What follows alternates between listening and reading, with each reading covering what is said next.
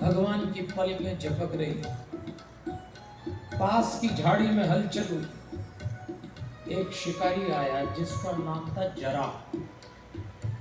उसने पेड़ के पत्तों के बीच में से देखा तो भगवान के पैर के अंगूठे का निचला हिस्सा बिल्कुल इतना कोमल, इतना सुंदर जैसे हिरण की आंख।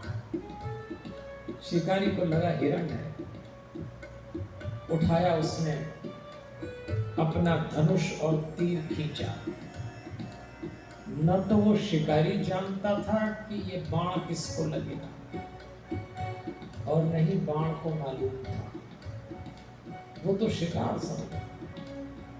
इधर भगवान की पलकें झपक, इधर वो तीर तैयार है। और जैसे वो तीर छोड़ने को था, कहते हैं उस तीर पे संसार भर का इतिहास आके लिपट गया।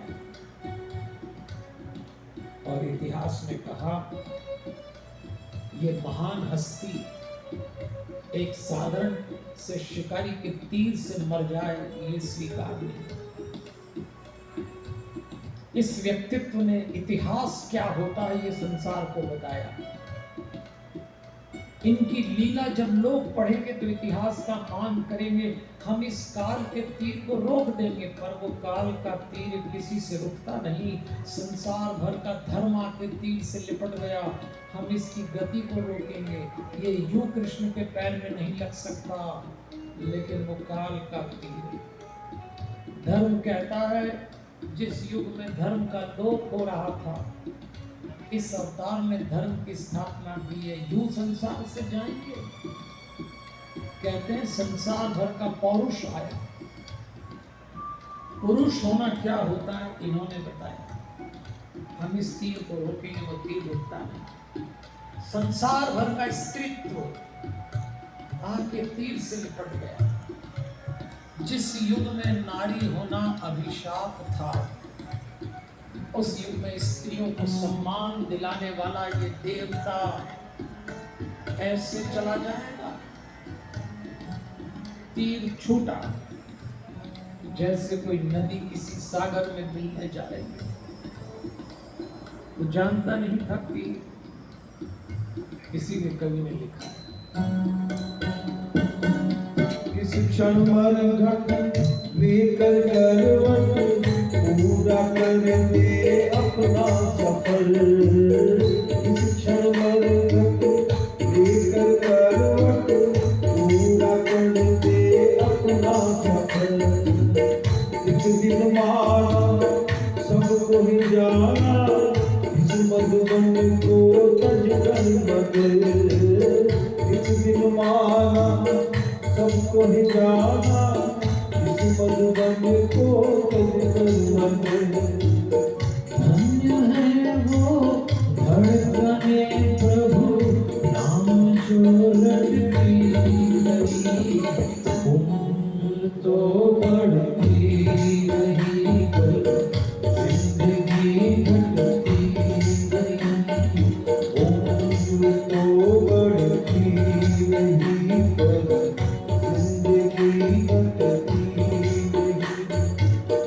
हर घड़ी के साथ पूंजी सांस की उठती गई।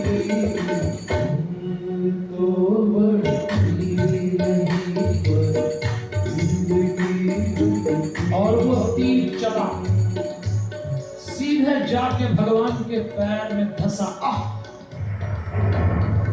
जिसको संसार में गिरधर गिरधारी गोपीनाथ गोविंद गोपाल घनश्याम, जिसको संसार में द्वारकाधीश देवकी नंदन मोहन मुरलीधर मुरली मनोहर मुरारी माधव मुकुंद के नाम से पुकारा, एक साधन से शिकारी की तीर से शिकारी दौड़ा, रक्त बह रहा है। और जैसे शिकारी ने देखा धनुष बाण पट के, द्वारकाधीश अपराध हो गया।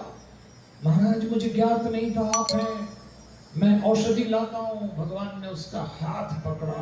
बैठ जरा बैठ। भगवान कहते हैं मां भय जरा तुम उत्तिष्ठ काम एष कृत हिमे। भगवान कहते हैं जरा ये तो तूने मेरे मन का काम किया है रे, अब जाने दे भाई, कोई व्यवस्था मत कर। वो हाथ जोड़ता है, महाराज अपराध हो रहा है, बैठ जा। यहाँ भगवान एक शब्द कहते हैं, जरा तू तो निमित्त है रे। निमित्त को हिंदी में कारण और अंग्रेजी में कॉज कहते हैं। भगवान कहते हैं सबकी मृत्यु का कोई न कोई कारण तय है, तो मेरी मृत्यु का कारण तू है, तुझे क्या दोष दूंगा, जाना है।